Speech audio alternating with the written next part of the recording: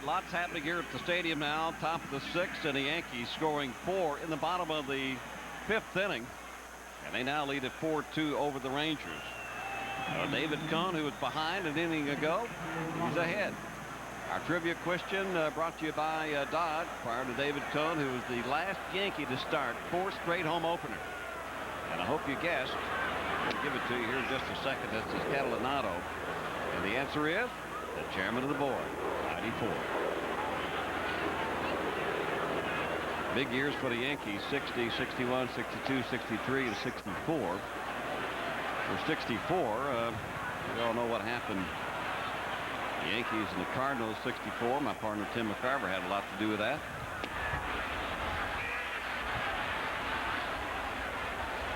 There's Whitey. Matter of fact, Whitey's, and there's Whitey. Yeah, there we go. Whitey Ford's last appearance in a postseason game was in 1964. He started game 1 and was really hurting. That shoulder of his was really bothering him. And Yogi Berra didn't want to pitch him anymore, so he did not pitch anymore in that 7-game series. Whitey had that shoulder operation, and they took all the sweat glands out of the left side of Whitey's shoulder. And when he pitched, a lot of times you could see sweat just all up and down the right side, but just as dry as could be on the left side. During the operation, I guess they had to remove the sweat glands or whatever.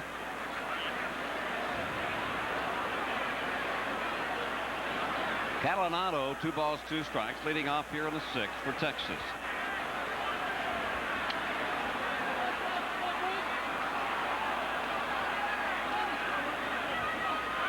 David Cohn facing Catalanato, Kapler, and Alicea, the bottom 3 for the Rangers.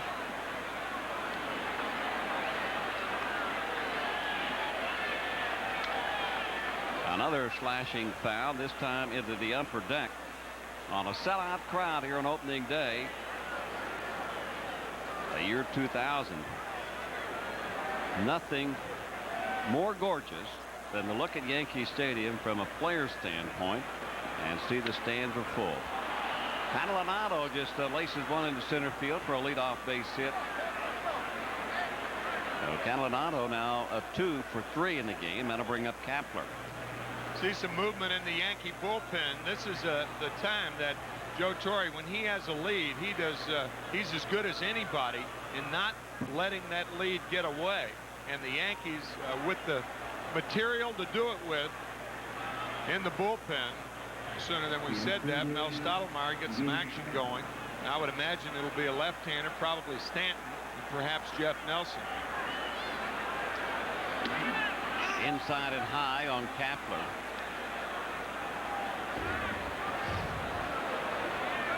Frank Catalanato rounding first base and may have strained a groin. Yeah, there's he's talking to first base coach Ed Napoleon right now and trying to stretch it out. But if you're Johnny Oates, you don't want a runner that is lame for a lot of reasons. You can't get to third. Can't run the bases. Plus, in doing so, stand a chance of injuring that a lot more than it's right there. But watch him make the turn and then pull that groin right there. You may have to drag him off with a tractor because Catalanato, known as a blue-collar worker. Plus the a lot Tigers, of, lot of home local fans kid, here. A lot of home fans. He doesn't want to come out of this game. He's 2 for 3, but you know and I know that groin injury lasts a long, long time, and for sure you could see that he had problems when he was rounding or trying to round first base of pulling a groin. Johnny Oates making sure right here. A lot of ways that the Rangers could go. They could put Alicea at second base and put Tom Evans in at third. Plenty of ways for Johnny to go. The one way he doesn't want to go is to take a chance with Catalanato, and they're not going to do that. Now, I think this is an easy call, especially this early in the season, cool day. Catalanato did not want to come out of this game, and And rightfully so, but he knows, along with the trainer and Johnny Oates, that these things can be very serious if you don't get to them in a hurry. They could cost you a bunch of games instead of just one. Yeah, you don't want a couple of days to work its way into a month and a half on the DL. So Catalanotto will come out of the game, and probably Tom Evans will come out and run. That's who it'll be, Tom Evans. Good call there. Ladies and gentlemen. So Evans now in place of Catalanotto at first base. Still nobody out. Number 6, Tom Evans.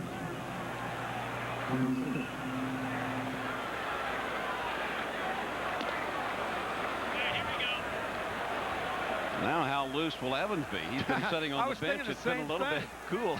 I was thinking the same thing.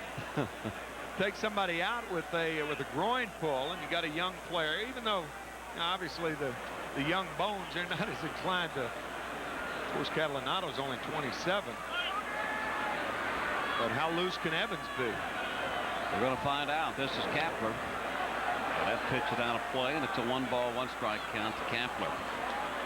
A lot of times, too, Tim, if you know that you possibly are going to come into a game and you see one of the guys get hit, they immediately go down in the runway and start loosening up and prepare do themselves. What you can. Do what you can, and just in case they call on you.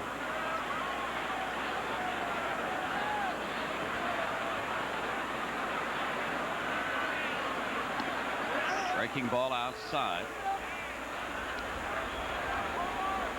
2 balls and a strike, and Cohn's pitch count is getting on up there now. It's about 115 coming into this pitch here.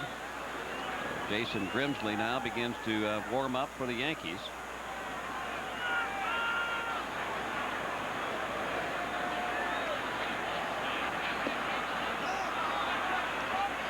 Now it's 3-1, and Stottlemyre looking on. What a courageous man Stottlemyre is. Able to make opening day. Got the biggest ovation of anybody when he was announced that at this particular time, Stottlemyre is taking chemotherapy. Had a shunt put in yesterday up at his chest, and carries a little sack with the chemotherapy drip, and as for 4 days that will slowly be put into his body. Joe Torre will come out after the walk to Kapler. I think Joe's making the right move right here. The one thing that the Catalanotto injury did, it gave Jason Grimsley a chance to warm up. And Joe is saying, Coney, I'm going to take you out, give you a chance to win. You can't lose the game. We'll leave it up to the bullpen. This is a good move. Coney only had a problem in the 3rd inning when he gave up a couple of runs and then settled down. That's all you ever ask of veteran guys such as Cohn and Clemens, the rest of the staff, to just keep you in the game. So we're going to have a pitching change here at the stadium, and we'll be back right after this.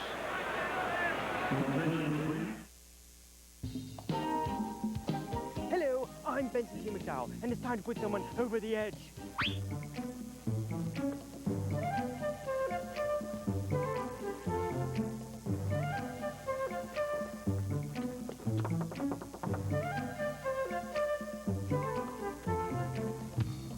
Do you find yourself asking the question, where has all the fine quality TV programming gone? What would you say if I told you your favorites were available right here in front of you? All you need to do is turn on your TV set. It's Edge TV. That's right. You get Cosby, Family Ties, Taxi, Grace Under Fire, Roseanne, and Real TV. Some people have said I've gone over the edge. Won't you join me? Edge TV, the Capital Region's cable-exclusive UPN, a service of Time Warner Cable and Clear Channel Television.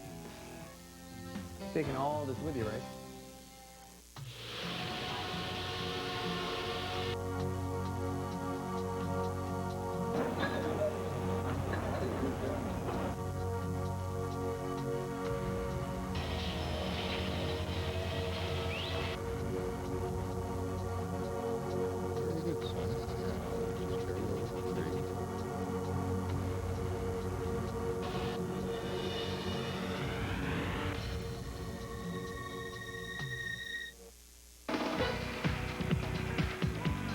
New York Yankee baseball on Fox 5 is brought to you in part 5.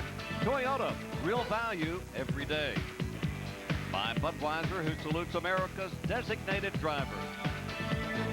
And by the men and women of General Motors, whose commitment to quality brings you outstanding cars and trucks.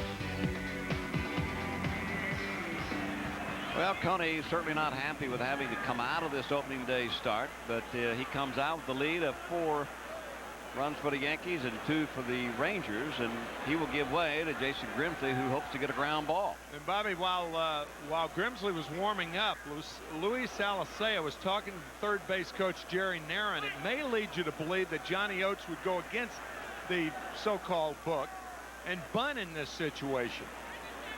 Alicea not showing bunt, but sending one out into right field on the first pitch. Evans will tag up, but there's no place for him to go, and there's one gone. Henry said that if you're bunting in a situation like that, you're going to be bunting the ball to third base.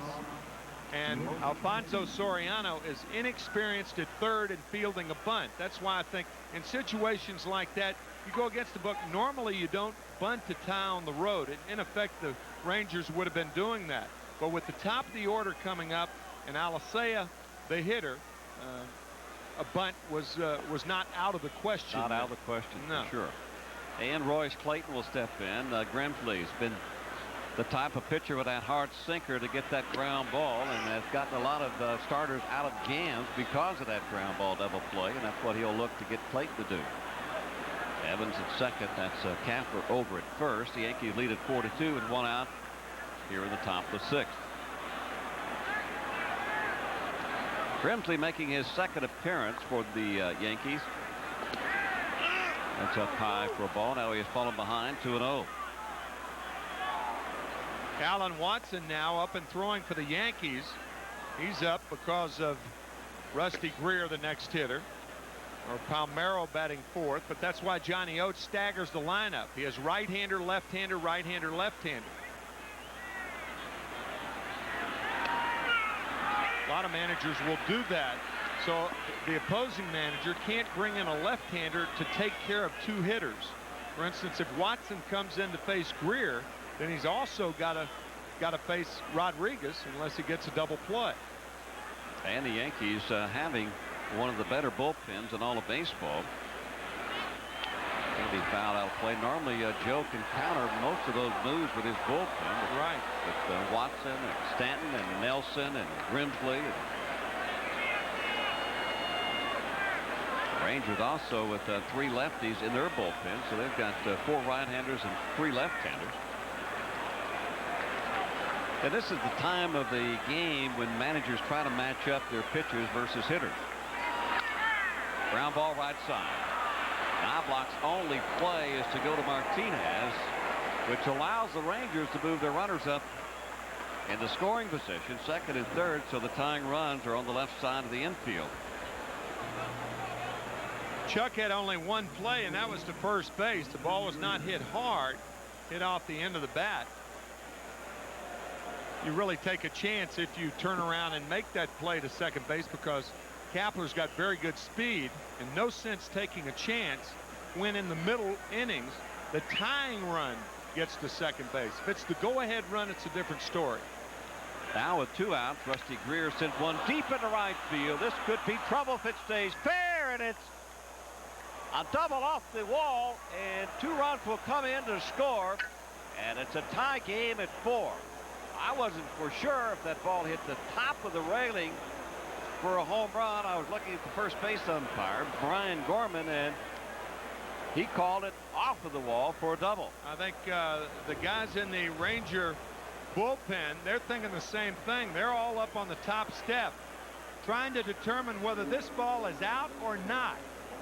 Into the darkness. Did that ball go above the 314 sign or hit the wall? Well, I'll tell you, from that view, it looks like that ball was out of the ballpark. And that's why you delayed, and you delayed for a reason. That looked like it was above the 314 sign. That did not look like it hit the wall. Check it out right here. Right there. Oh, that ball's a home run. And the only reason it appears to me When the ball bounced back on the field, I think that's that hard. That hard. He thought it was just off the top of the wall. Like it hit the railing. Nevertheless, it's 2 balls, no strikes with Greer down at second base. See how that ball comes back hard? No, from that angle, it looked like it hit the top of the wall. I can't really tell. I can't tell either. Of course, the shadows come in there, but it's very, very close. A lot of times, an umpire can tell by the carom. If the ball hits softly on the edge of the fence, it goes up and doesn't come out a long way. There's the wall. Anything above that is a home run. Chopper off the right side, foul. Well, whatever it is, it's a break for the Yankees. It is. If it was a home run, they'd be leading it by 1. That's right. Cone with no chance to win this game now as we are tied up at 4, and the Rangers are still batting. 2 balls, 2 strikes to Rodriguez.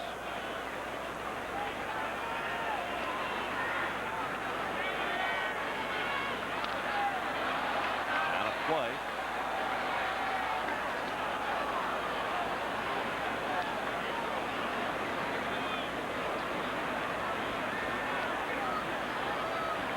Both runs charged to David Cone. David giving up 4 runs in 5+ innings. Rodriguez extending his hitting streak to 7 with that base hit in the first. Hits that one hard, and nice one hopper to Knobloch throwing out Rodriguez. Damage done though here in the 6th. And Cone will get no decision in this game. We go to the bottom of the 6th. Now we're all tied up at 4.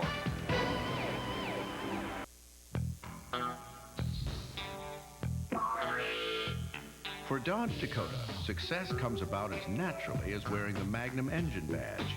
It offers far and away the best power in the class. It also offers the very best in room, payload, and of course, towing. And look what else it's pulled off. Dodge Dakota is ranked best compact pickup in initial quality by J.D. Power & Associates. Now get a $750 cash allowance on select regular cab Dakotas. Tomorrow morning, 7:20, Reno and Whitney. The Fly 92 cash bomb has been relit. The Fly 92 cash bomb. Stop the bomb before it explodes to win all the cash. Hundreds, thousands, all of it. Commence detonation sequence. The Fly 92 cash bomb is loaded with cash. Thursday will double your winnings. 7:20 tomorrow morning. Reno and Whitney. The Fly 92 cash bomb. Cash bomb detonated. Wednesday at a special time. Voyager has faced many hostile alien races, but the next battle Hull breach on deck 4. will be against another Starfleet crew. All hands to battle station. Captain versus captain. I'm going to hunt him down no matter how long it takes. Starship versus starship. You can become part of this crew. I'd prefer the brig. And the only way for one to survive People are dying over here. is to destroy the other. On a special 2-hour Star Trek Voyager. Tonight at 8 on Edge TV. These 3 kids so naughty, you'll want to mobilize the bum. Yeah, bosom face. They're horrible, rotten girls. What are we gonna do with them? No. Kill them. Now there's a boy after my own heart. Roseanne, weeknights at 7 on Edge TV. Welcome back to Yankee Stadium. Bobby Mercer along with Tim McCarver opening day, bottom of the 6th inning, and we're all tied up at 4. Rangers and the Yankees. Bobby, we were trying to think about where that ball may have landed. Here's what could have happened. The ball taking this route and perhaps hitting the edge of the concrete and bouncing back that way. We are surmising that that could have happened because this is the shot that first base umpire Brian Gorman had as the ball traveled into the shadows. Very difficult, but that certainly is a feasible look at what could have happened with Francisco Cordero on in relief of Darren Oliver.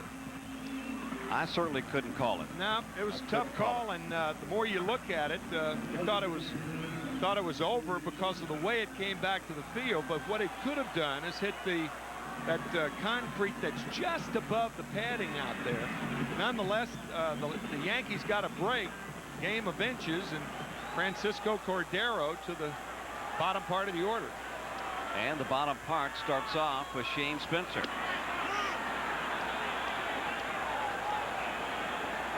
Spencer 0 for 2. He is flying out both times this afternoon.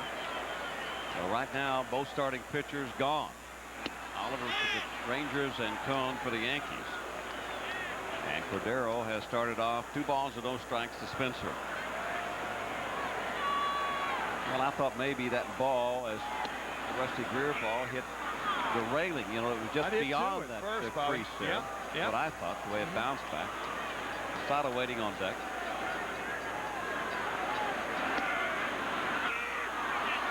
Outside corner on a 2-0 pitch or 2-1 pitch. Now it's 2-2. So Cordero has even the count up versus Spencer.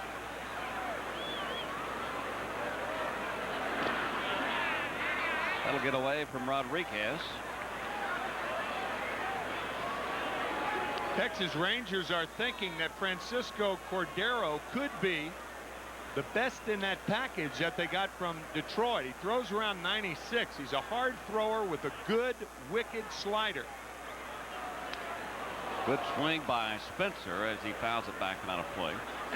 You know, it's a good point to bring up, because after next year, I think John Wetland is a free agent, and there has been some talk that if Cordero does come along like that and they can't sign Wetland, he possibly could take over that closer role for them. Groom him in middle relief or short relief. Quite a trade that the Rangers made, bringing Cordero along with Justin Thompson and Hasselman and Gabe Kapler and Frank Catalanato, hopped up on the infield. Clayton takes care of it. You give up a superstar, obviously, in Juan Gonzalez. But I read a interesting quote by Doug Melvin. If you take a look at our Ford out-of-town scoreboard, Chicago 4-1 over Atlanta. I think I read a quote where Doug Melvin, the general manager of the Texas Rangers, said, and they've had so many problems getting into the World Series. Getting to the divisional playoffs is one thing, but they can't get by the Yankees, so they decided to go in a different direction, and trading a guy like Gonzalez, as Posada takes one up high, saying that I don't recall any $10 million ball players that have been in the World Series. $10 million a year. Some of those guys from Atlanta are close to that. Because Mark McGwire was in the World Series, but at that time he wasn't a $10 million player. He is now. Bernie Williams, close to that, if not beyond that. Bernie probably, of course, I don't know, just probably around 9 to 11 million, I guess, a year. Depends on how they break it up.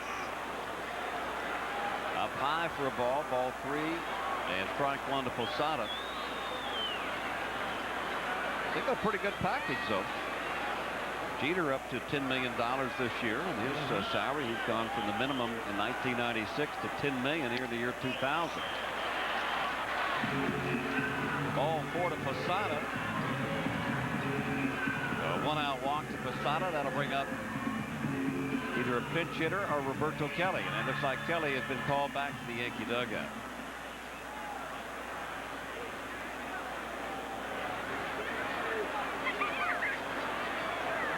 Rangers with a real overhaul on their pitching staff this year.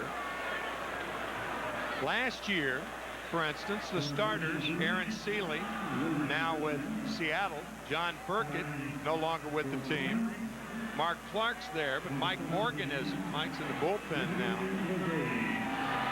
They had 4 starts by left-handed pitchers all year long. And now, conceivably, when Thompson comes off the DL, as Bobby said earlier, they could have 3 left-handers in the rotation. We have 2 teams stacking their staffs with left-handers for the Yankees in the postseason. Cleveland with Chuck Finley, and 3 left-handers with Texas. Ricky Leday will hit for Roberto Kelly.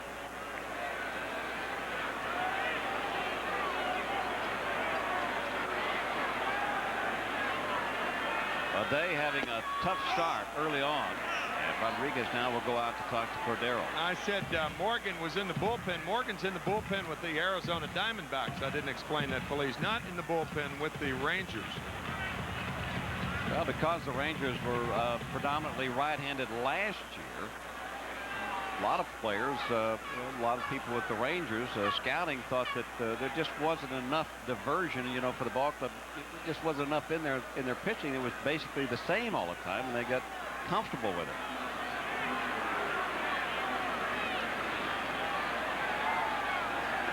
I don't know. You can come up with all kinds of different theories about why you didn't do this. You got to have left-handed pitching. Well, yeah, you got to have left-handed pitching. There are too many good left-handed batters who dominate right-handed pitching. You got to give left-handed hitters a different look. But to take the attitude that you've got to stock up on left-handed pitching to beat the Yankees in the playoffs.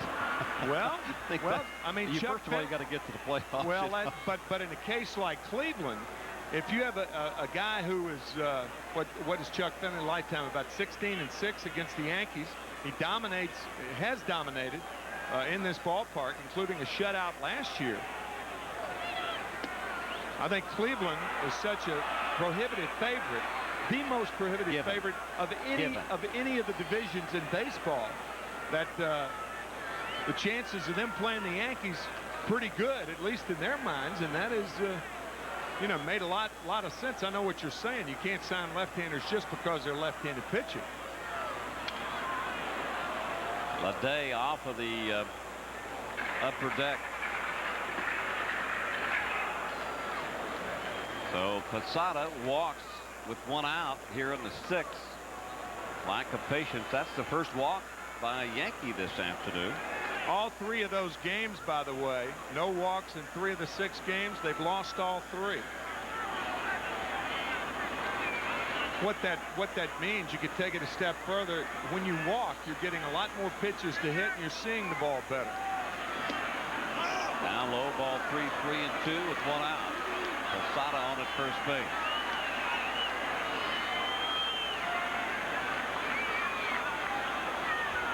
Running situation, I think so.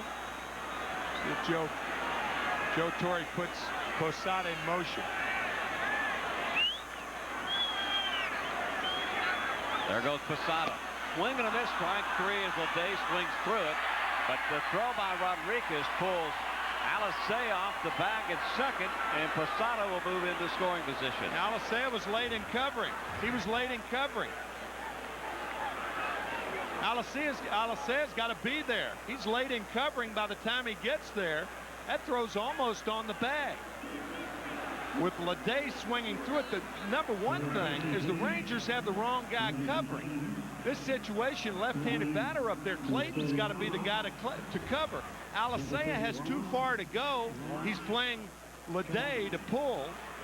And by the time he gets there, it's too late for him to have control of the ball. Excellent call, because Alicea has to hold his position because of left-handed bat. They just got mixed up. Yeah, I agree with you. I mean, what in the world is Alicea doing covering on that play? Well, nevertheless, the Yankees have a runner in scoring position. Lance Johnson hitting for Soriano, and it sends it down the left field line. Trouble for Greer. In fact, he drops it in the corner down the left field line, and Posada will come on to score.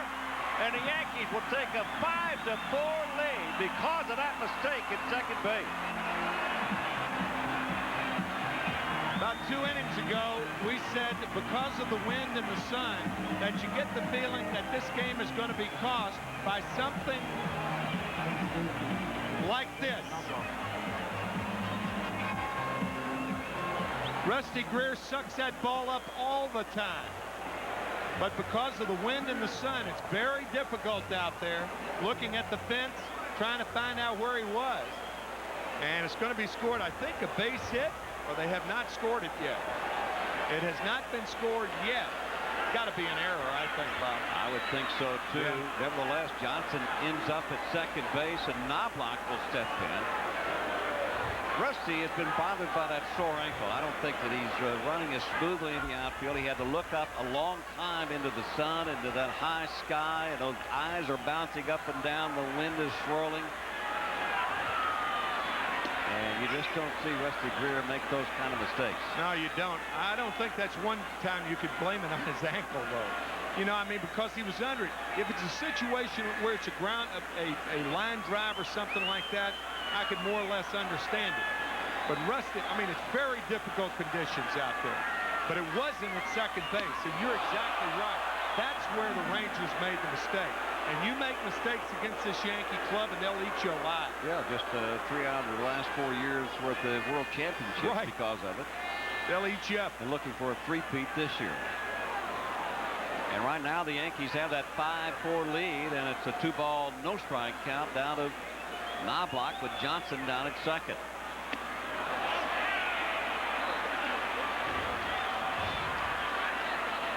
Glasses down. You can tell by the reflection that the sun is very bright. Watch him check the wall now.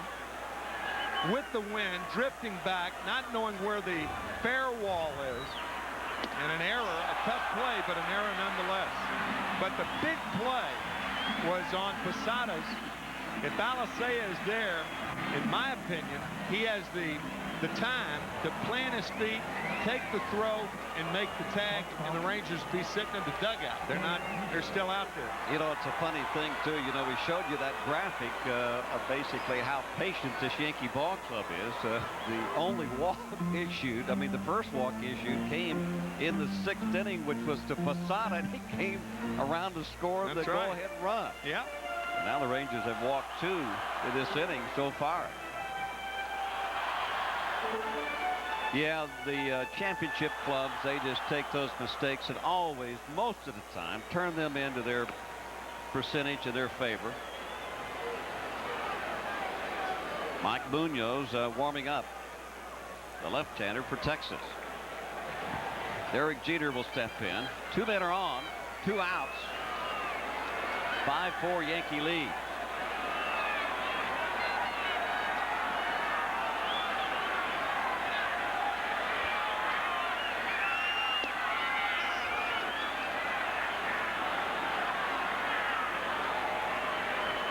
Jeter 1 for 3. He drove in a run in the 5th inning. Also came around to score a run.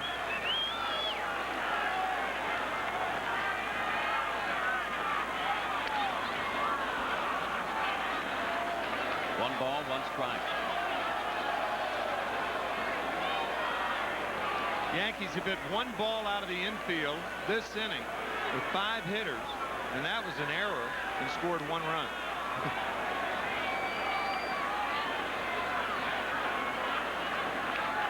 They're not through. Oh, no. May not be. Popped up right side. 6 rows back just beyond the Yankee dugout, and it will be a 1-ball, 2-strike count to Jeter. The first parts of the month are really not the best hitting times, simply because you run into a lot of cold weather. Sometimes guys don't get enough at-bats in spring training. Their timing is up. I used to hate the month of April because the weather was always a little bit cold, and of course, to be able to hit, you got to be able to feel that bat in your hands and your fingers. Top of the right side. Alicea to throw out Jeter. But the Yankees take advantage of some mistakes by the Rangers here in the 6th. Rusty Greer dropping a ball down the left field line. We go to the top of the 7th. Yankees now with a 1-run lead.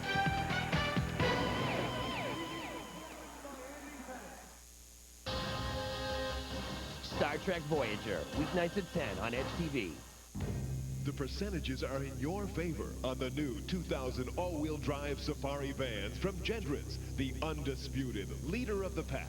Gendrons, leader of the pack. Why drive in circles looking for the best deal on a passenger van when Gendrons rocks the capital region with financing as low as 3.9% or a $1,000 rebate on new 2000 Safari vans? Lease from just $359 a month with no money down. GMC, do one thing, do it well. Leader of the pack. 2702 6th Avenue, Troy.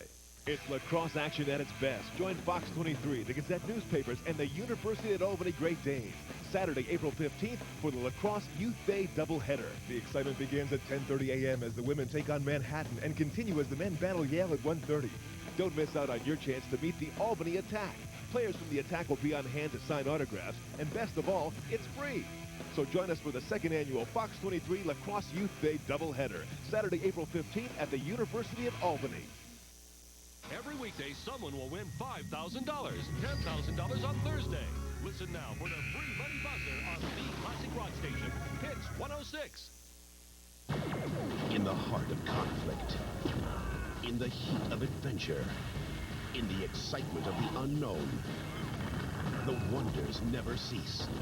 In the pulse of action, in the throes of war, in the farthest reaches of the universe, a spellbinding saga began, breaking the bounds of the imagination. Star Trek Deep Space Nine, 5 times the adventure all week long.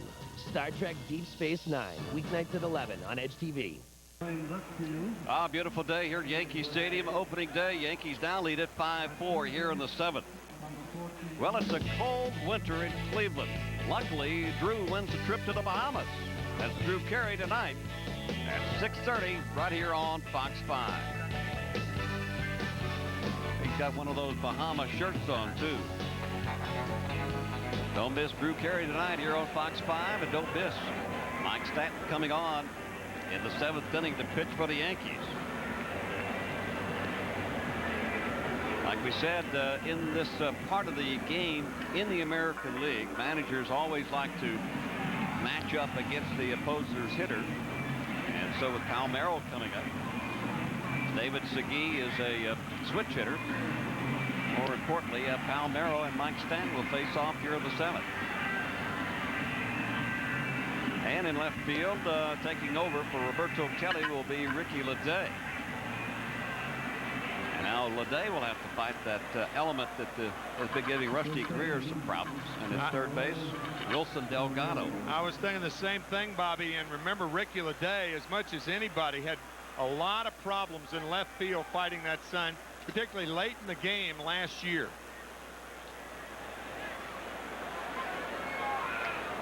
We can go back, well, almost a year ago. David Cohn's perfect game, the last out, or second out, I guess. Next to last out. A little bit of a problem catching that little liner with some sunshine and whatever.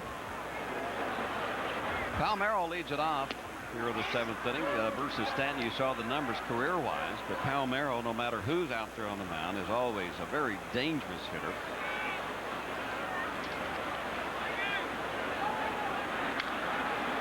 Be found out of play. Palmeiro could be one of the closest guys, especially before he hurt his knee. I think he's one of the guys that has a distinct chance of winning a Triple Crown.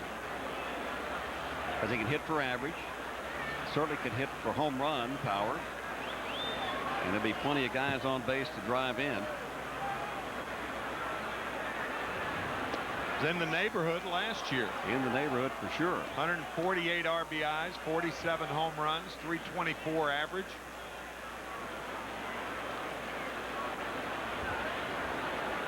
Left-handers normally don't give him that much of a problem. Hits left-handers well. Pitch inside corner for a tall strike. Now it's 2-2.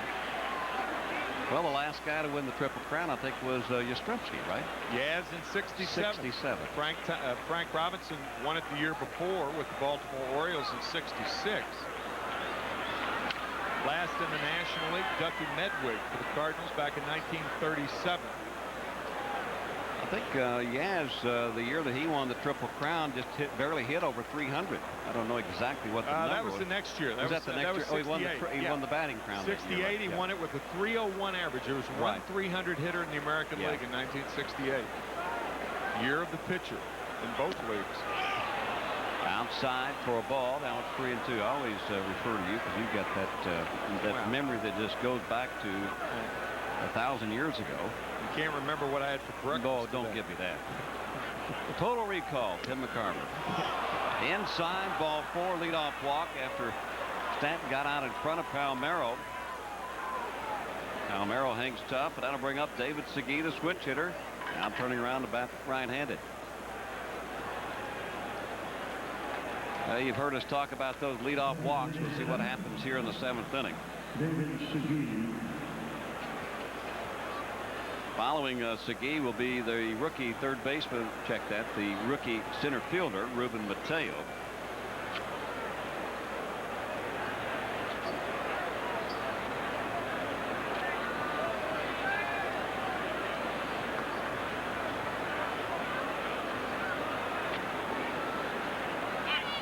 David Segui, the son of Diego Segui, a pitcher for the Oakland A's.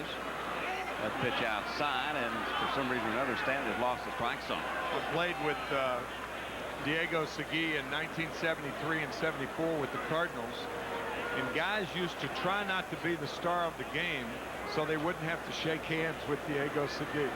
He had the strongest grip of any man. I mean, he would bring you to his knees, to your knees, with his handshake, as you see Jeff Nelson up and throwing.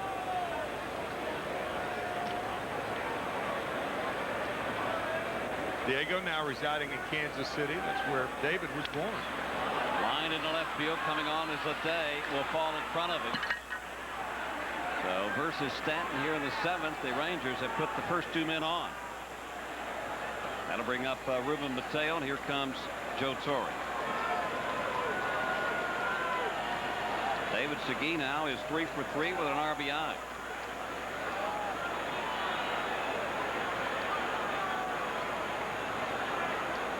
We showed you that Nelson warming up in the Yankee bullpen. That's going to be all for Stanton. The right-hander Mateo coming up.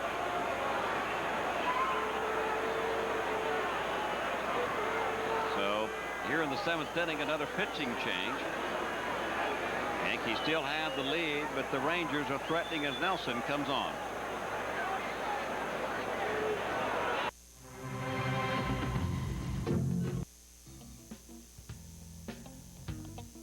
Edge TV, it gives me emotional satisfaction. Who needs a boyfriend? Edge TV, the Capital Region's cable exclusive UPN, a service of Time Warner Cable and Clear Channel Television. I'm sorry, honey, but I gotta have my SmackDown. If you're working at a construction site and you're injured by a fall, New York labor law provides special protection for you. I'm attorney Ed Ryan. Call us for a free consultation.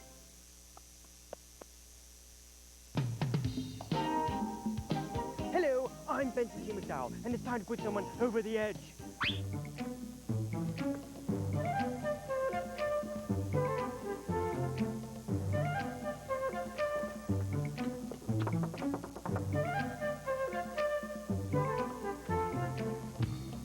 Do you find yourself asking the question, where has all the fine quality TV programming gone?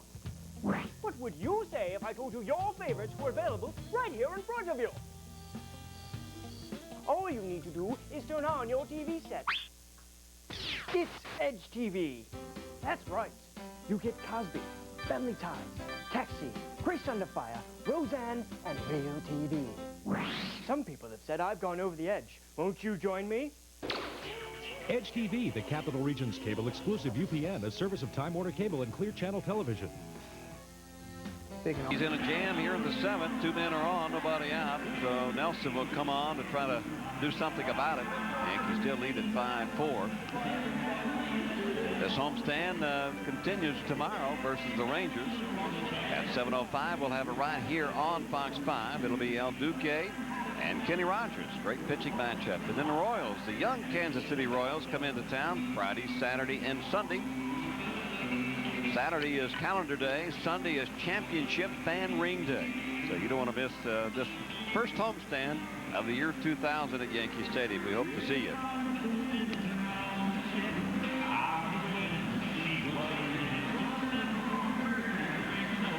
Interesting situation here, buddy, with Jeff Nelson, the 4th Yankee pitcher of the afternoon.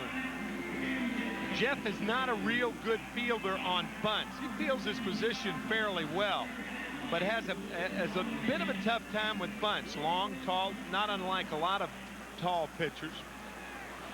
Do you bunt here with Mateo? Does Johnny Oates do that? Got Tom Evans, the right-handed batter, on deck. Mateo not paid to bunt. I mean, he's a power hitter, a young power hitter. Probably hasn't been called on to bunt too many times in his career. Well, we're going to find out. Yeah. Before too long. In fact, it's coming up right now. He squares around the bunt. And he takes the pitch up high for a ball. One thing you do, if you put the bunt on the first or second pitch, you get the infield moving around and then take it off on the second or third pitch, and a hitter can likely find a hole in the infield because of the mobile infielders.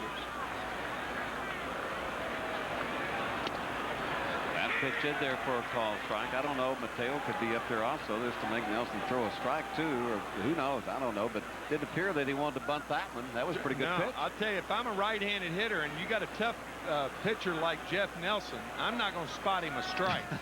I guarantee you that. I agree with you. That's the point I was trying to make. Nelson very tough because he comes sidearm. Nice bunt. Delgado picks it up and throws it away. Knobloch can't find it. One run will come on to score. The Rangers have tied it up with still nobody out here in the 7th inning. Bad play all the way around by the Yankees. Well, Delgado barehanded it well. Wilson just in the game, you remember. He came in for defense for Soriano. That's the toughest job in baseball, is late inning defense. But Delgado called on for that reason, and the throw is low into the dirt, skips off the heel of the glove of Knobloch. Chuck can't find it, and that allows Palmeiro to walk home. Well, what was a bad situation has turned much worse because of the throwing error. And the leadoff walk to Palmeiro ties it up. Tom Evans batting for the first time after replacing Catalanado at first base as a pinch runner. The official score. Probably a sacrifice and an error. That's exactly what it is. Sacrifice and an error by the third baseman Delgado on his throw. That's up high to Evans. Now it's 2-0. Yeah, you can't penalize the hitter or the bunter in that situation because he did his job. Wilson Delgado, that low throw to Knobloch, that late inning defense, the toughest job in baseball. Well, somebody that the Yankees don't have anymore that did it better than anybody was Luis Sojo. Yep. On the ground, this could be 2. Knobloch for 1. Back to Martinez. It is a double play. But more importantly for the Rangers, Seguin will come on to score. And now the Rangers have taken a 6-5 lead. The Yankees forced to play the infield back right here. They have 3 more times at bat in regulation. As Nelson does get the double play, even though he jammed Tom Evans.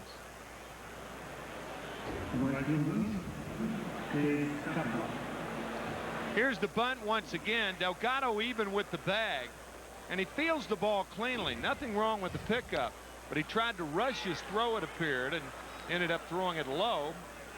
And Knobloch had the ball hit off the heel of the glove, couldn't find it. And not only did Palmeiro score, but that allowed Seguin to go to third. If Seguin's not on third, he doesn't score on the double play. So a costly error by Delgado. Kapler swinging at a bad pitch way outside. Now it's no ball, 2 strikes to Kapler. Kapler officially 0 for 1 this afternoon. He has walked twice, flied out to right field. He's also scored a run.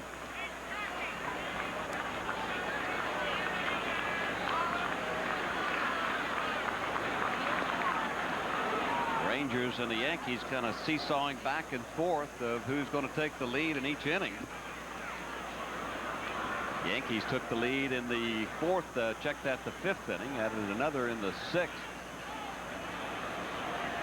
And now the Rangers with 2 here in the 7th have a 6-5 lead. Right now it falls on the shoulders of Mike Stanton.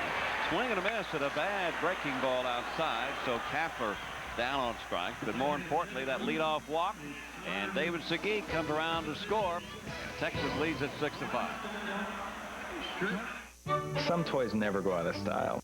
Every weekday someone will win $5,000, $10,000 on Thursday.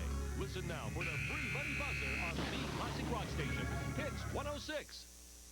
It's lacrosse action at its best. Join Fox 23, the Gazette newspapers, and the University at Albany Great Danes. Saturday, April 15th for the Lacrosse Youth Day doubleheader. The excitement begins at 10:30 a.m. as the women take on Manhattan and continue as the men battle Yale at 1:30. Don't miss out on your chance to meet the Albany Attack. Players from the attack will be on hand to sign autographs, and best of all, it's free. So join us for the second annual Fox 23 Lacrosse Youth Day doubleheader, Saturday, April 15th at the University of Albany. Hello, I'm Benson T. McDowell, and it's time to put someone over the edge.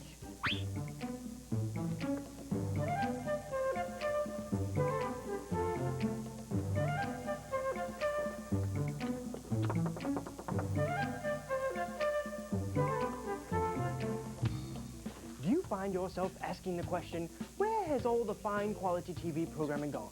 What would you say if I told you your favorites were available right here in front of you? All you need to do is turn on your TV set. It's Edge TV. That's right. You get Cosby, Family Ties, Taxi, Grace Under Fire, Roseanne, and Real TV. Some people have said I've gone over the edge. Won't you join me? Edge TV, the Capital Region's cable-exclusive UPN, a service of Time Warner Cable and Clear Channel Television. Taking all this with you, right? 13th, and the Royals April 14th through the 16th. Don't miss Calendar Day, April 15th, for all fans, courtesy of Continental Airlines. And Championship Fan Ring Day, April 16th, for all fans 14 and under, sponsored by William Barthman Jewelers. Get your tickets now. Back to the stadium. Let's take a look at the Continental Airlines inning recap. Big ovation from Al Stottlemyre here on opening day as the 25th World Championship flag now flies above Yankee Stadium. Rodriguez sends one over the head of Knobloch, but Bernie with the big blow as the Yankees score 4 in the 5th inning. Big play and an error by Rusty Greer in left field. Let the Yankees go ahead. A throwing error by Wilson Delgado, and it's touche. The Rangers take the lead 6-5 here in the bottom of the 7th inning. Brought to you by Continental Airlines. That's our inning recap.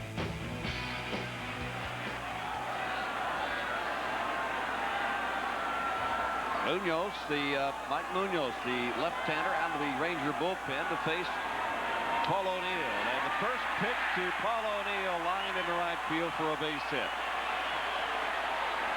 It's kind of a wacky game so far. A couple of errors on routine plays. So far, what you think's going to happen hasn't happened. Rusty Greer, a sure-handed outfielder, drops the ball. Mike Stanton comes in, a sure reliever, and ends up walking Rafael Palmeiro, who was 1 for 16 against him. A guy put in for late inning defense, Wilson Delgado, makes an error. They bring in the left-hander to pitch to O'Neill, and he base hit. Weird game. And it's not over with yet. In fact, Bernie, in his last at-bat, a 3-run shot left center field in the 5th. And the Yankees scored 4 runs and had taken a 4-2 lead. That pitch down low and inside. Nice stop by Rodriguez. We're talking about Johnny Oates having to go right, left, as far as hitting is concerned. Both Paul O'Neill, left-handed. Bernie Williams, a switch hitter. He can turn around and bat right. Martinez, Tino, who follows Bernie, is also left-handed. When you sign a guy like Bernie Williams, you're saving so much money in the process because Bernie is a switch-hitting superstar. Line up the middle, over the head of Alessia. Paul O'Neill thought about stopping at second, but he will end up at third, and Williams, the throw back is in time, and the Yankees have runners at first and third. Nobody out here in the 7th. Paul had to hold up momentarily because he wasn't sure that Alessia was going to catch the ball, but he decoys the right fielder, Gabe Kapler, by going to second base slowly. Bernie almost rounds the bag too far and has to dive to get back when Alessia cuts the ball off. But the key play right there was Paul O'Neill. You can decoy in baseball a lot of ways, and one of the things that a lot of fans may not pick it up is watch Paul O'Neill. He stops for the, now he slows down. Now he picks it up right there. So you decoy going into second base, you make the right fielder make sure of coming up with the ball, then he comes up thinking you're at second, and boom, you're going to third. You don't have to have lightning speed to be a good base runner. That's exactly right, Bobby.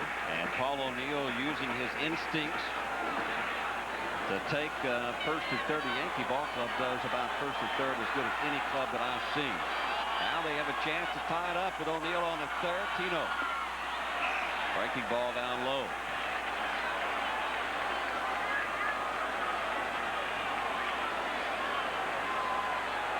Martinez 2 for 3 with a double and a single. Flied out to center field his last time up. And the breaking ball up high, and so Tino will have the count in his favor. 2 balls and no strikes for Mike Munoz.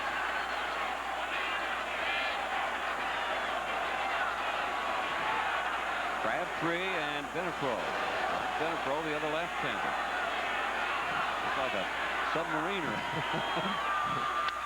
Well, he's keeping the gap right center field. On the run is Tapper. He won't pitch up with it. O'Neill will come on to score. They're going to wave Bernie around. And Bernie will score. The Yankees will take a 7-6 lead. Martinez ends up at third.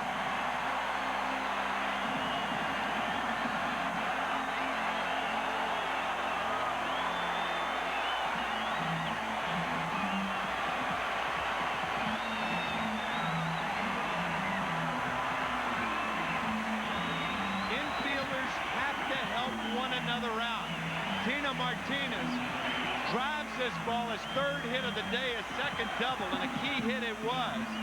Kapler comes up with the ball. He throws it to Alicea, but Alicea comes home. His play is to third base. If somebody had let him know where to throw the ball, he doesn't come home, but goes to third. Bernie Williams, in essence, not only scores the run, but draws the throw home, allowing Martinez to go to third. Here it is once again. Alicea gets through Alicea, and Clayton comes home with the ball. I was mistaken on that ball. I thought it was Alicea. But nonetheless, had he gone to third instead of home, he gets Tino Martinez. Well, another pitching change here at the stadium, and we'll be back right after this.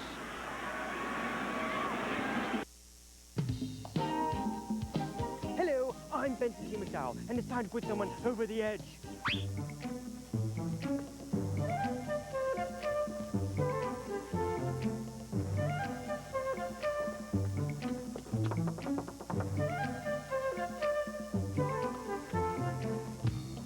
Do you find yourself asking the question, where has all the fine quality TV programming gone?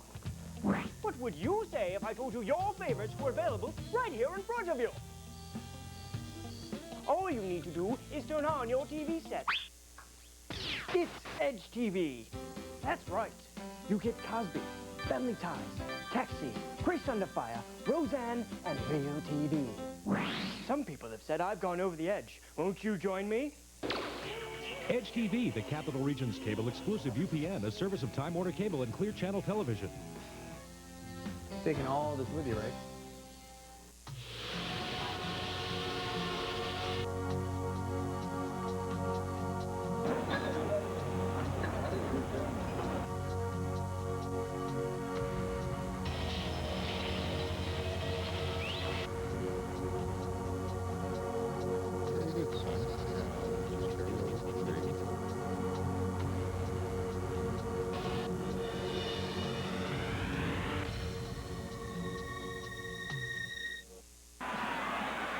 Well, back at Yankee Stadium, we hope that you have been with us. And if you're just joining in, I tell you what, we have had a heck of an opening day so far. We're only in the bottom of the 7th inning. And the Yankees have scored 2 here in the 7th. Another pitching change. This is Tim Crabtree to come on to pitch to Spencer. Tino Martinez is on at third, so Spencer has a chance to up that lead. With nobody out, infield now will come in to try to cut that run off. Crabtree making his 5th appearance in the first 8 games for this Ranger ball club. First pitch to Spencer in there for a called strike. Kane 0 for 3 this afternoon. Has popped out twice.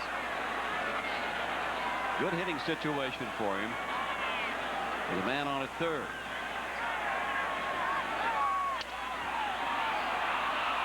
Back to Crabtree. Crabtree, one of those situational pitchers. He comes in to really pitch to right-handed hitters. Good hard sinker.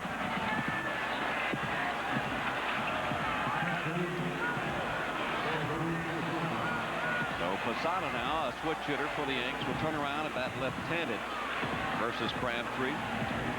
A couple of ways Johnny Oates could go right here. You could walk Posada, bring in Benefro, the left-hander, to pitch to Leday. Leday pinch hitting for Roberto Kelly his last time. But Johnny's elected to bring the infield in and pitch to Posada.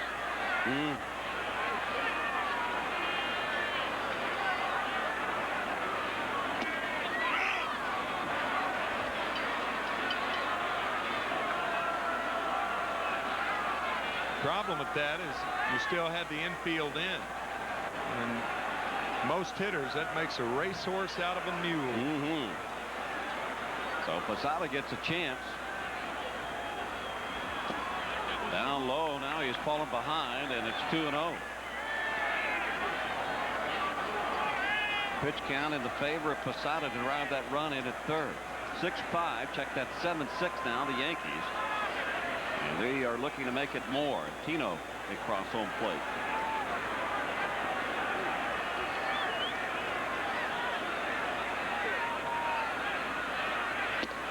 Up high, and it's ball 3-0.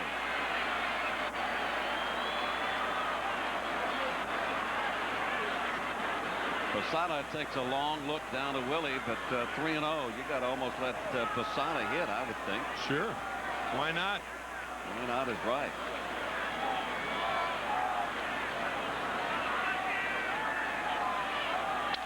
And he is. But it's a ground ball to Clayton at short. See, that's and the Yankees have failed to drive that run in so far with less than 2 outs. Excuse me, Bobby. That is the problem that Joe Torre has in trying to determine who he lets hit 3-0. If you're going to let somebody hit 3-0, you can't swing at a pitch like this. It's a strike, but it's not your strike. Ball's in that area right there. Spit at it. But Posada puts it in play on Crabtree's terms and ends up grounding out. Big out for the Texas Rangers. Yeah. And Johnny Oates goes to the bullpen once again. 2 outs here in the 7th. We'll be back right after this. Hello, I'm Benson T. McDowell, and it's time to put someone over the edge.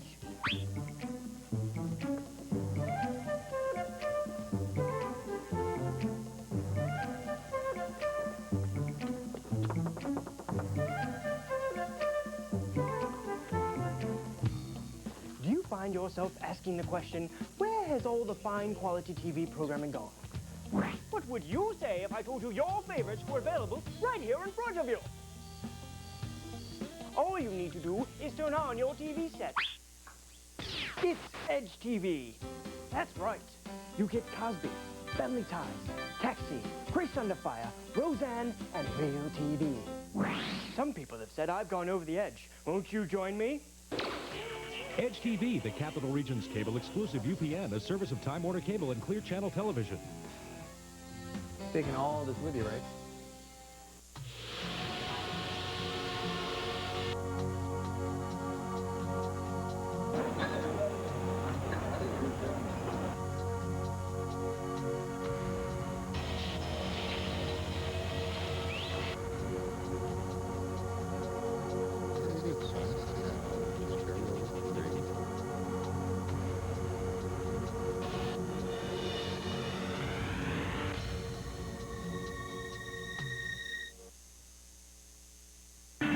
Well, back here at Yankee Stadium, if you like pitching changes, you're going to love this game.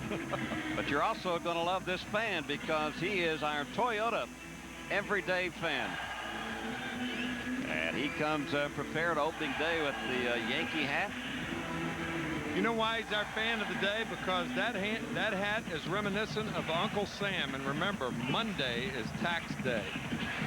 Just a thought. I'm having a good day that you brought that up. I'm sorry, but it's our responsibility, unfortunately. How about your census form? Did you fill it out and send it in? No, I did not receive one. That went to 10% of the country, I think. I was one of the 90 that didn't get one. I got one. Sent it in. Oh, good. Well, good America. Yes, good for you. Well, Ricky Leday will try to bring Tino Martinez in with 2 outs now from third. Venafro, the new pitcher, left-hander, sidearm wheeling first base type guy. Very difficult to pick up. We talked about Darren Oliver and how he comes over the top. Easy to pick up his release point, but watch Venafro from the left side and see how hard he is to pick up. Leday struck out his last time up. Now he's down the count. No balls and 2 strikes. I'll tell you, on my gravestone, I'm going to have a left-handed pitcher who throws like this with the caption, "This guy and guys like him did this." Did this to me. They did this. In 200 years, they'll be seeing it. What does this mean? Have the gravestone kind of leaning to the left a little bit to kind of tilt, so I'm kind of bailing out. All I can tell you is if I go down to visit your grave, I'll know exactly what you're talking about.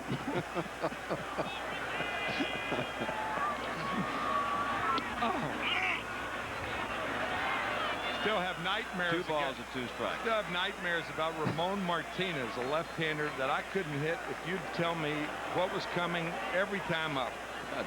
John Candelaria. Oh, horrible. The end of the bat, it may fall, and it will fall. A 2-ball, 2-strike count to the day, and he fights it off into center field for a huge 2-out base hit. Now the Yankees lead by 2. This won't be on Ricky's gravestone, no. Venafro drops down. Ricky says, "Hey, piece of cake." Hits it off the end of the bat. Lob and volley. This is one of those lob and volley games. Look at this. Folks, if you're a left-handed hitter, you don't like this. Ooh. But Ricky Leday, a good piece of hitting, drives in the 9th. Make that the 8th Yankee run of the day. Now Delgado. First pitch to him outside. You know, one thing about a left-handed pitcher like this, though, Tim, if you are a left-handed batter, most of your pitches are going to be inside and not away from you. Almost have to be. Yep. And the other thing you can do is you can rule out a breaking ball, because when a pitcher throws from that arm angle, his breaking ball can't do anything but stay on the same plane. It can't go down. So you're looking on an even plane. You don't have to worry about that yacker breaking down and away. Up the middle. Base hit for Delgado. Leday takes a look at Mateo. Decides to stop at second, and the Yankees still keep it alive. Now with their 13th hit.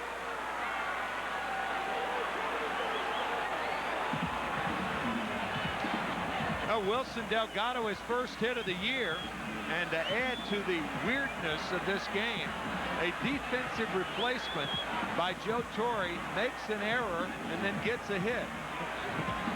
I said if you like pitching changes, you love this game. Oh yeah.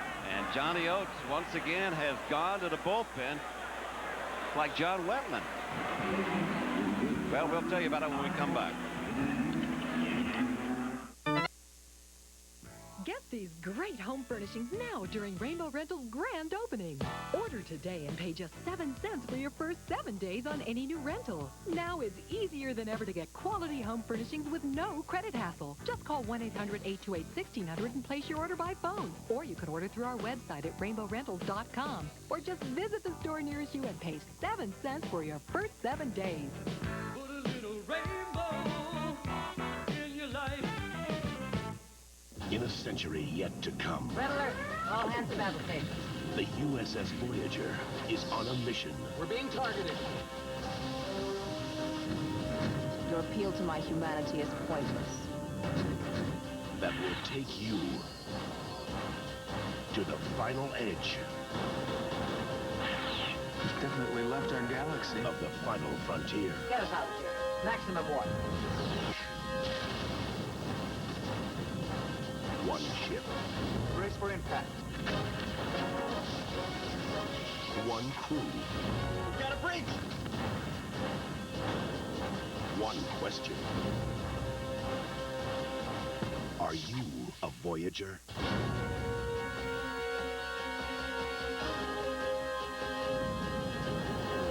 Trek Voyager. Star Trek Voyager, weeknights at 10 on Edge TV. At Yankee Stadium, bottom of the 7th, the pitching change. Yankees by 2 over the Rangers right now, 8-6. Bart pays a call to the school nurse, and it leads him straight to the surgeon's knife. The Simpsons tonight at 7:30, right here on Fox 5. Well, we certainly haven't had any surgeons pitching in this game today. No. Jeff Zimmerman comes on. 1, 2, 3, 4, 5, 6. The 6th pitcher used by Oates in this game so far.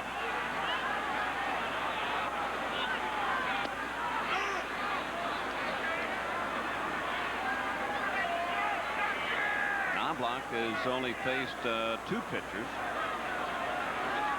Oliver and Cordero.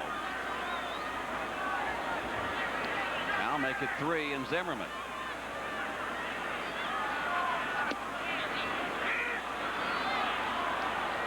Jeff Zimmerman almost unhittable last year as another left-hander begins to warm up. That's the last left-hander in the bullpen that we see, Matt Parashow. But Zimmer almost unhittable the first half of last year with that hard slider and that hard sinker ball that he featured. Jeff Zimmerman 8-0 in the first half, 1-3 in the second half. A great story as Knobloch holds up. Zimmerman, one of 5 Canadians to ever play in an All-Star game.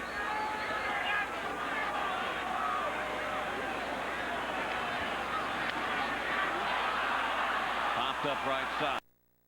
Alessia puts it away. Yankees do big damage here in the 7th inning. They come up with 3. It's 2 shade to the Rangers, and now the Yankees lead it 8-6. Win up to $10,000 in cash and prizes. You could be living on GNA. WGNA FM.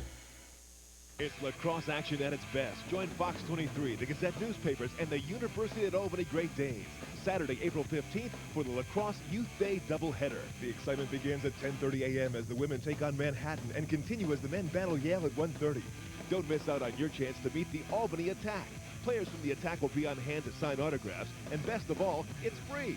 So join us for the 2nd annual Fox 23 Lacrosse Youth Day doubleheader, Saturday, April 15th at the University of Albany. Join the Keatons 5 times a week. Family Ties, weekdays at 5:30 on Edge TV. The Fly 92 Cash Bomb has been relit. The Fly 92 Cash Bomb. Stop the bomb before it explodes to win all the cash. Hundreds, thousands, all of it. Commence detonation sequence. The Fly 92 Cash Bomb is loaded with cash. Thursday will double your winnings. 7:20 tomorrow morning. Reno and Whitney. The Fly 92 Cash Bomb. Cash bomb detonated.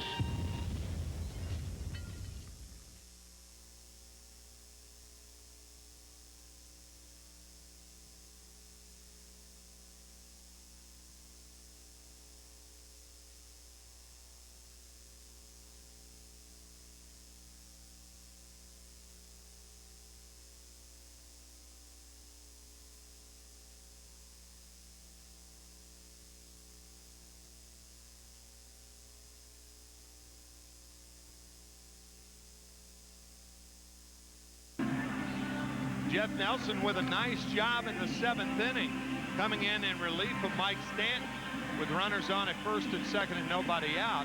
And even though he did get the bunt by Ruben Mateo and the error by Wilson Delgado, he got out of the inning giving up only 2 runs. Well, upcoming games, we're on the air at 7 o'clock tomorrow night, game time 7:05. And then MSG takes the Royals through their first game on Friday night at 7 o'clock. And Bobby and I will return on Saturday and Sunday. Calendar Day on Saturday and Fan Championship Ring Day on Sunday against Tony Muser and the Kansas City Royals. Rusty Greer wanted to bunt. Greer's had a good day. He walked, scored a run in the 2nd. I beg your pardon, Alessia. But Rusty Greer has had a good day. He just wasn't the hitter. Alicea 0 for 2. He was hit by a pitch, struck out, and popped up. Ball 2 to Alicea.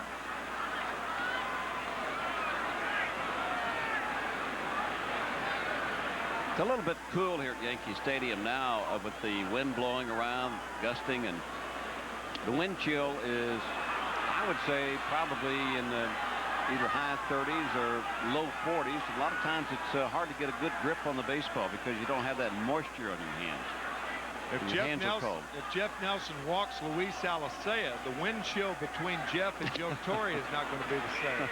3-1 now to Alicea, especially with the Yankees winning by 2. And Alicea, a non-power hitter at the plate. 3-1 now to Luis. Yeah, excuse me. So Jeff doing his part to keep the wind chill between him and Joe. The second, 1 out.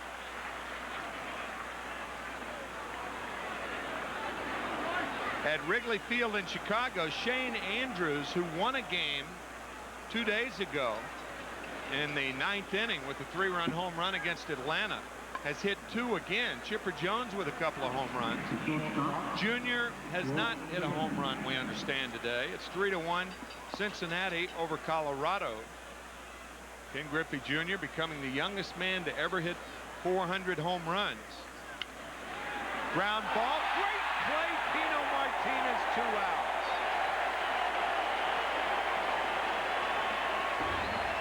Well, we've got some first basemen in the house this afternoon, and one of them is Tino Martinez, as smooth as anybody and as sure-handed as anybody over there. He's not flashy. They don't give him a whole lot of credit for what he does and means at first base, but I tell you, I see that day in and day out since Tino came over from Seattle. You know, when you see this with the naked eye, it looks a lot more difficult than it does when you see it on a replay, because the hop is there. Now here's Rusty Greer, and it's a strike, 0-1 to a guy. I'll say it again, he's had a good day today. at the plate he has. Yes, he has. Yes, he has. He did make that key error that allowed a run to score in left field. Rusty in the hole, 0-2.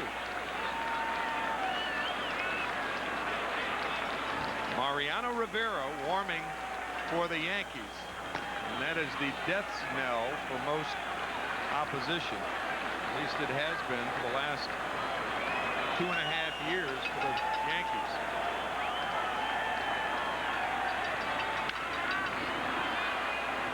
Rusty Greer still alive, 0-2 to Greer. I know Mariano has been around, rarely a short time, and they've already written a song. We sort of debuted the song out on the West Coast, the one that they wrote for Mariano. We may have to do that again for you today. We're not sure. Down is Rusty Greer on strikes. The Rangers go in order. Yankees by 2 here in the 8th. It changed the rules, and with each innovation, its reputation grows. Now Dodge Ram is offering an even higher output Cummins turbo diesel on 2001 models, with more power and more raw torque than any full-size diesel pickup on the planet. Leadership can be a heavy burden. We'll handle it. Now get a $1,000 cash allowance on 2000 model year Rams. If you're working at a construction site and you're injured by a fall, New York labor law provides special protection for you. I'm attorney Ed Ryan. Call us for a free consultation. Okay, so remember now, 787 at the I-90 interchange. Little fender bender is causing a backup with a curiosity factor. So if I were you, I'd just stay right up here in this right-hand lane. Oh, yeah, we're going to go right through. We're going to sail through. This is going to be great. Don't pick up strangers. Pick up Don Weeks in the morning for news, traffic, weather, and fun. Okay, coming up in our next half hour, our big prize giveaway. And from the comedy cast of thousands, Plantation Fashions. Now here's Chuck with the news. Topping our news, some big money for the area. Weeknights at 6 on Edge TV. In the heart of conflict, in the heat of adventure, In the excitement of the unknown, the wonders never cease. In the pulse of action, in the throes of war, in the farthest reaches of the universe, a spellbinding saga began, breaking the bounds of the imagination. Star Trek Deep Space Nine, 5 times the adventure all week long. Star Trek Deep Space Nine, weeknights at 11 on Edge TV. Jeff Zimmerman in for the Rangers to try to restore order. And let's take a look at the General Motors play of the game. I think this qualifies for it. Tino Martinez with a key double to put the Yankees back ahead. It was 7-6 at the time. Then Ricky Leday drives in Tino Martinez. That made it 8-6, and that is where we are. Tino 3 for 4 on the afternoon, a couple of doubles, 2 RBIs. Big thing that Ricky Leday did, he picked up teammates Shane Spencer and Jorge Posada, who had failed to get Martinez in from third base. Here's Derek Jeter. Fastball from Zimmerman is inside, ball 1 to Derek. Derek's 1 for 4, an RBI single. In the 5th inning, he's also scored a run. There's a strike on the inside part. 1-1 to Derek Jeter. Well, Johnny Oates trying to find that key to beat the Yankees. The Yankees having their way with Texas last year during the season. Also, he's heard about the 9 consecutive wins they've had in the playoffs versus this Texas Ranger ball club. It's almost gone through everybody in his bullpen. We know Johnny likes to play the percentages out of the bullpen. It hasn't worked today so far. Fastball off the right knee of Ivan Rodriguez, 2-2 to Jeter. Just kind of reaffirms of what we were talking about, having won 16 of their last 23 regular season games. That was in 1999, and now have won 9 straight in postseason. 0 for 14 with runners in scoring position. So Yankee pitchers, if they get into postseason, turn out the lights. Johnny Oates in his 5th year with this Ranger ball club. He's led them to the playoffs 3 out of 5 years, but that's about as far as they've gone. Yeah, getting to that next rung has been a real problem. Rangers, of course, have never been to a World Series. Jeter's still alive, 2-2. So they've made some changes this year, trading away their star player, Juan Gonzalez, for several players, adding a lot of left-handed pitching. And you compare a guy like Juan Gonzalez, who in his next contract could, not will, but could sign the highest contract given to a player, be somewhere in the neighborhood of $16, $17 million a year. As Jeter goes down on the slider from Jeff Zimmerman. 1 out here in the 8th inning. That'll bring up Paul O'Neill. First strikeout for Zimmerman. Well, we talked about that hard slider by Zimmerman. He just shows it to Jeter right there. Very difficult pitch to hit, obviously. That's who I was going to compare Juan Gonzalez with a guy like Jeff Zimmerman, a guy who pitched in more or less an international pickup league, a league with 6 teams in the south of France 3 summers ago. There's that slider to O'Neill. Strike 1 to Paul O'Neill. Paul 2 for 4.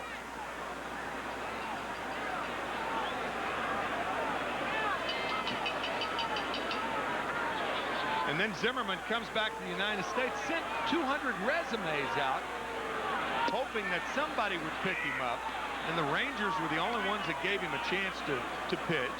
He's originally from the Calgary area. His dad had cancer.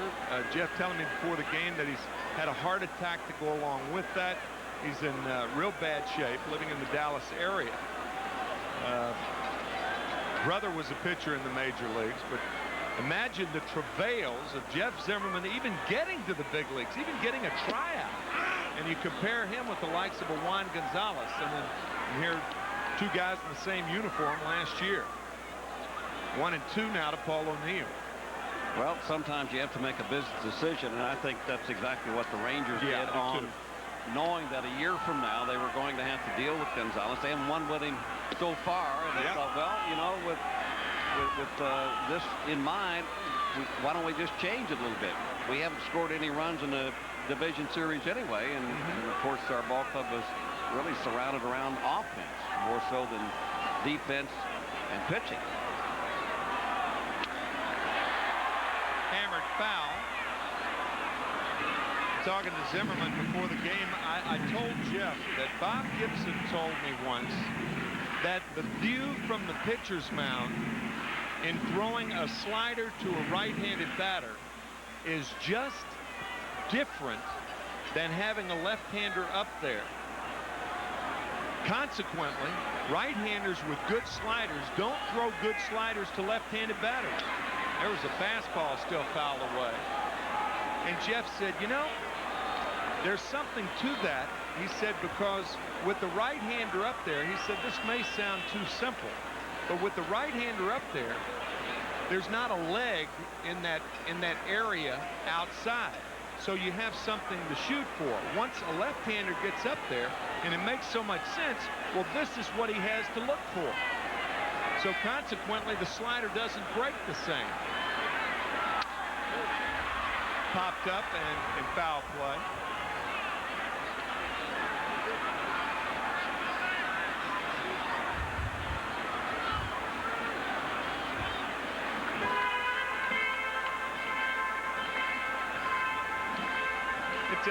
It sounds so simple, but when you think about it, if a right-handed pitcher is facing a right-handed batter and trying to throw a slider low and away with the ball breaking parallel to the ground, there's no impediment to stop the break of that pitch.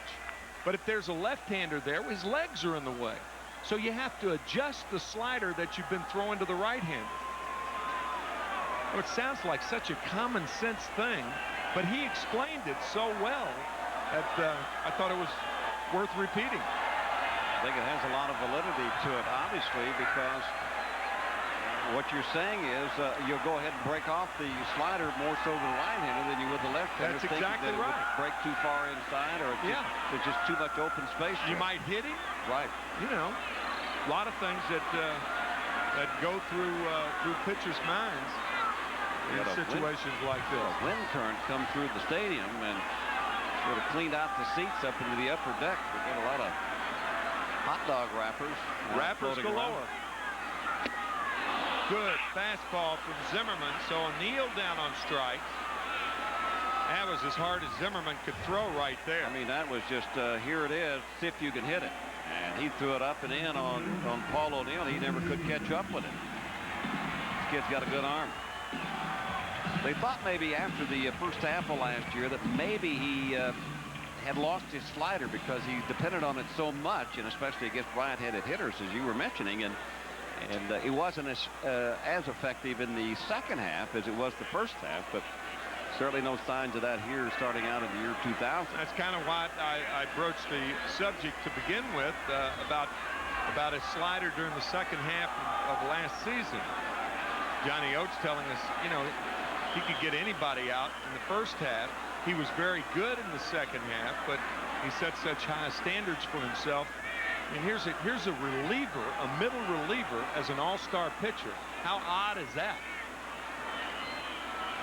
Bernie Williams. Bernie, a big 3-run home run back in the 5th inning, and he singled and scored a run in the 7th. Bernie 2 for 4. Bernie just happy to be playing center field instead of DHing as we look at Bucky Dent, who's the bench coach for Johnny Oates. Well, Bucky, of course, managed the Yankees and then was third base coach for the Texas Rangers. Now has moved into the bench, or onto the bench with Johnny Oates.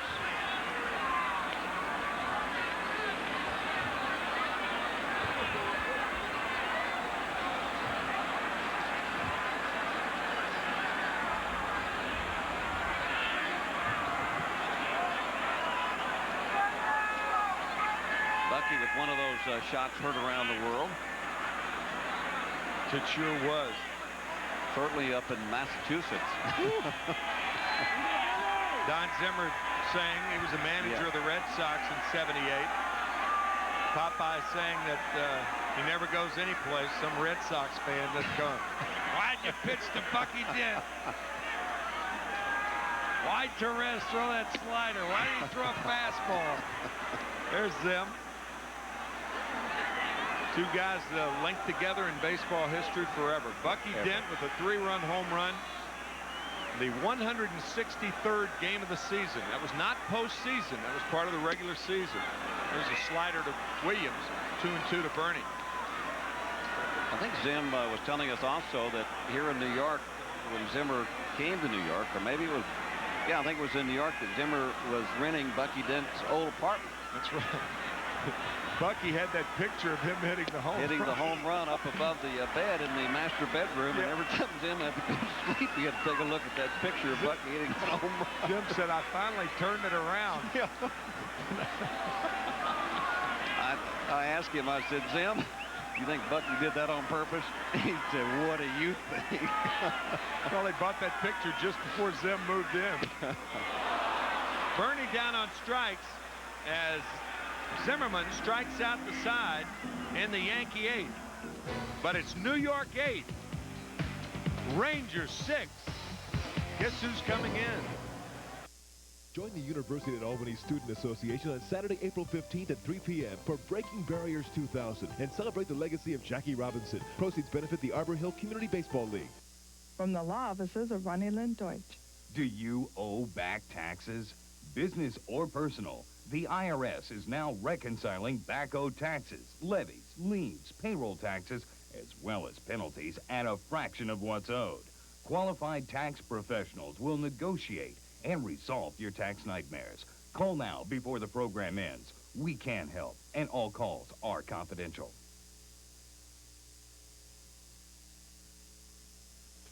Without a father in her life, she'll be 53% more likely to attempt suicide. Even if you don't live with your kids, your emotional and financial support gives them a better chance. I'll be the best friend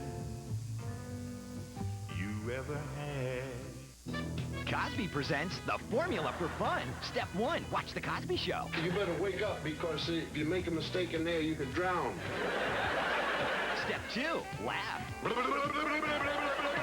Step 3, repeat. The more you watch, the more you laugh. And the more you laugh, the happier you'll be. Get excited, my boy. Come on. Excited? Excited. Say you're excited. The Cosby Show. Weekdays at 5 on Edge TV.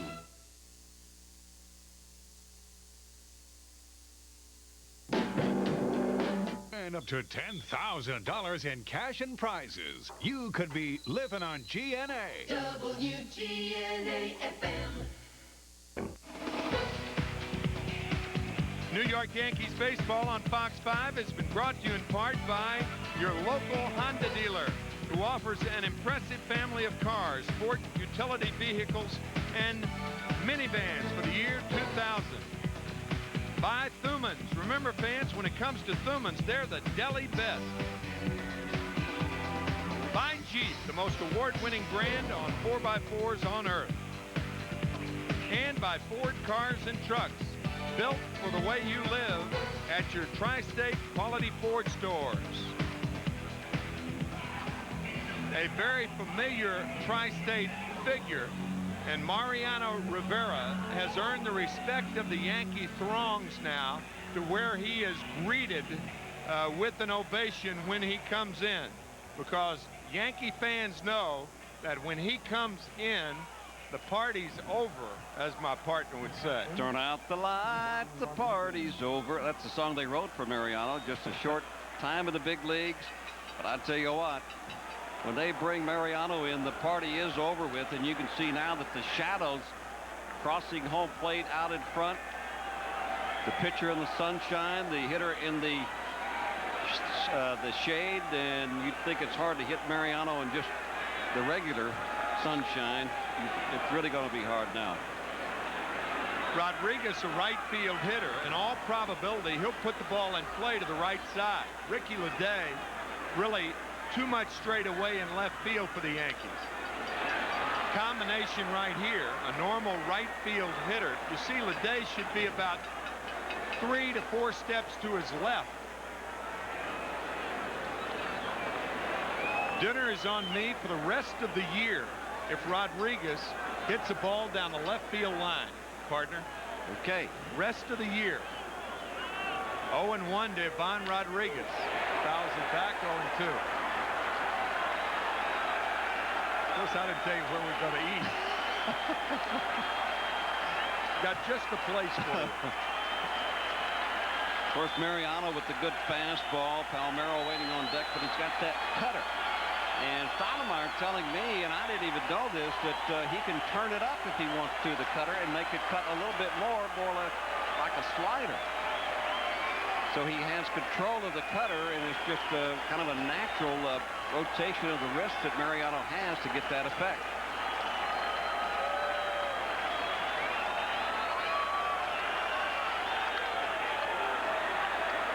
Fly ball, right field. O'Neill there. And it's Paul in one-handed. I guess I'm going to starve on the road this year. No dinners by McCarver. You always take those sure things too, don't you? That was a sure thing in my mind. You know, with all bets are off with Rafael Palmeiro. Yeah, sure. No. We got to take this hitter by hitter.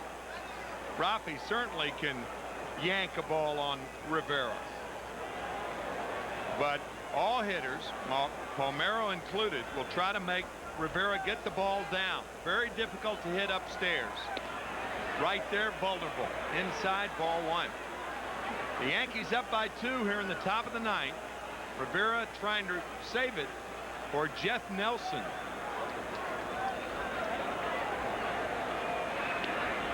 High, ball 2, 2-0. Unusual for Mariano to be behind in the count on a hitter. The other tremendous trait that Rivera has, you can see Stottlemyre and also Joe Torre pointing to that shoulder of Mariano to make sure he tucks that shoulder in. He gets a good drive. And ball 3, 3-0.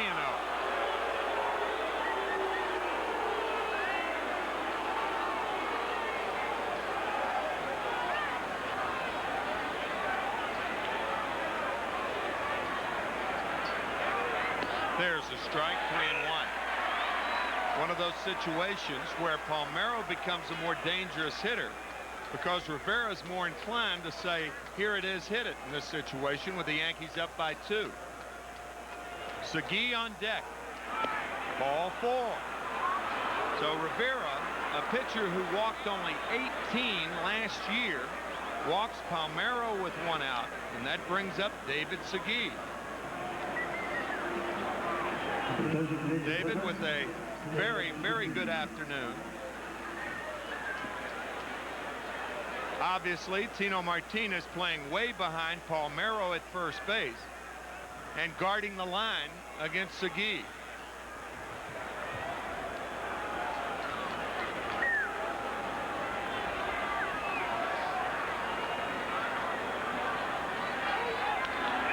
Foul back, 0-1. Segui has never had a hit against Rivera. He's 0 for 6 lifetime. All kinds of elements, though, that are distracting the hitter, or can distract the hitter. The hitter really has to have lots of concentration now with the shadows in front. You got papers and plastic bags rolling around on the infield and outfield.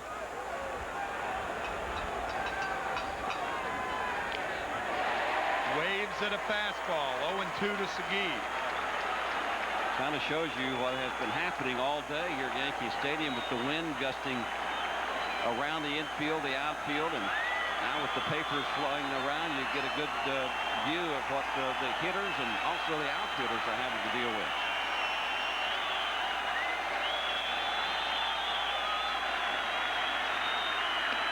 Swing and a miss, got him.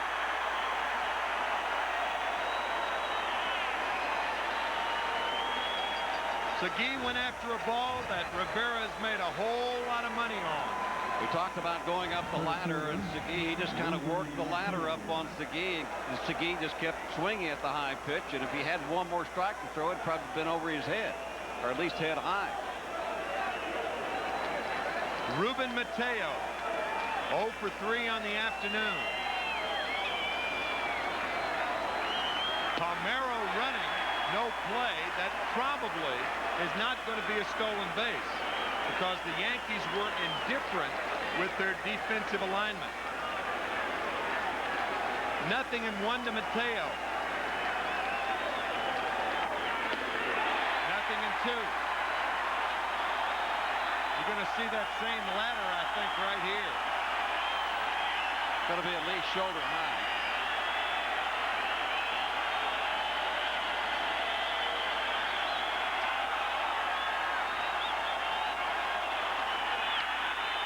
Line drive, right field, foul ball. Fans were on their feet and given a bit of a scare on that fly ball down the right field line. Not hit well, but hit in the right direction from a Rangers vantage point. I think a lot of times the fans here at Yankee Stadium, you don't see too many balls hit hard off of Mariano, and when you do see one, you get kind of excited. That's true. Still 0-2 to Mateo. Got it.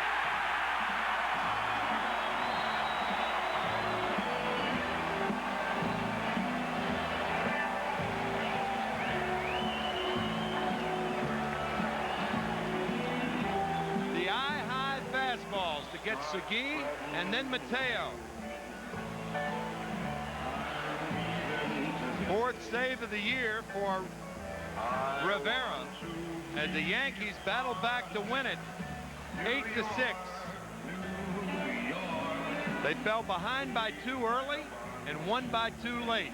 Turn out the lights. The party is definitely over now.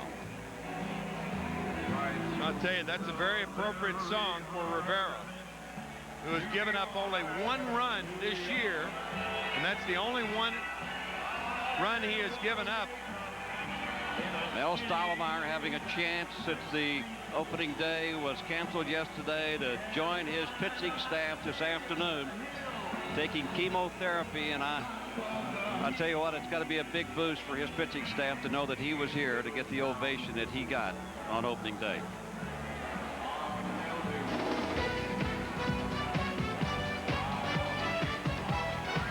The flag was raised, and the Yankees raising glasses to yet another win.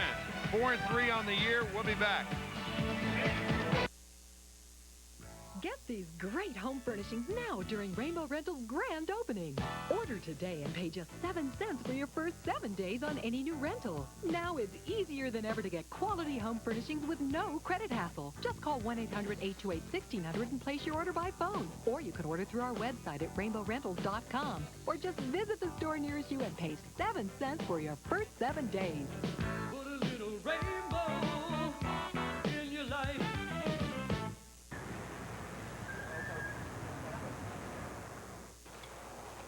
Hi, my buddies and I all work hard to improve our family's lives. Last month, one of our buddies died. He didn't have a will. And now his wife and family are having trouble getting what's rightfully theirs. We all think we're going to live forever, but we don't. It's our responsibility to look out for the ones we love.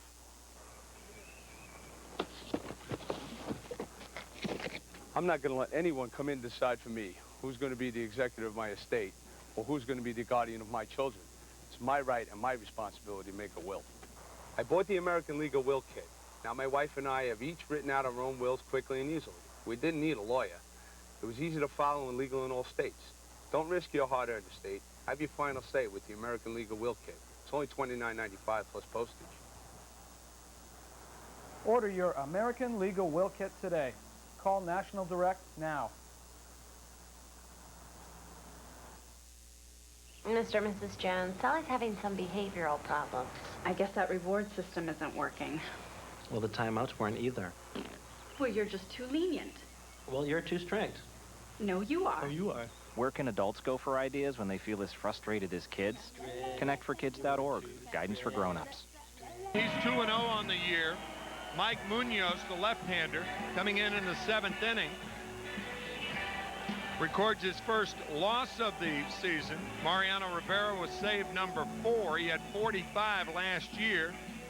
And one of the, we talked about it early, a lot of misplays in the outfield, a lot of clunkers in the outfield. But it was Tino Martinez with a key double in the 7th inning to win it for the Yankees. You know, we talked about it early on, as you mentioned, that the key to this game probably would be a misplay in the outfield or the infield because of the conditions this afternoon. And then when you get Mariano Rivera to come in after you have fought back to regain the lead, the party is over with. We'll take another look at Mariano and watch him as he just works these hitters upstairs. And Mateo chasing a pitch way out of the strike zone, but that's vintage Mariano. When he sees you chasing that high ball, he would just take you right on up the ladder.